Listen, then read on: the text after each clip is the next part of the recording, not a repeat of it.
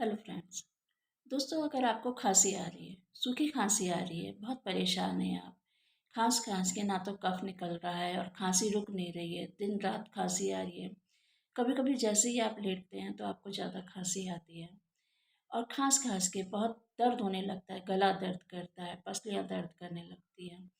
लेकिन सूखी खांसी बहुत परेशान करती है, अंदर घाव हो जाते हैं, घड़-घड़ की आवाज़ तो आती है लेकिन कफ नहीं निकलता है, बहुत परेशान हैं आप। उसके लिए आपको करना बहुत आसान चीज़ है। हल्दी लेनी है, 1/4 चम्मच हल्दी लीजिए, उसको मुँह में डाल लीजिए और धीमे-धीमे उसको चूसते रहिए। एक ही बार में आपको काफ़ी आराम आ जाएगा, लेकिन अगर आपको फिर भी लगता है कि खाँसी आ रही है, ठसका लग रहा है, तो आप 1/4 चम्मच और ले लीजिए। उसको धीरे-धीरे चूसते रहिए, उससे आपको ज़रूर आराम आएगा। खाँसी बहुत तकलीफ़ देती है। थक जाते हैं खाँस-खाँस के, लेकिन खाँसी नहीं रुकती है, घाव हो जाते हैं गले के अंदर। इसके लिए घरेलू इलाज भी बहुत फ़ायदा करते हैं, आराम आ जाता है।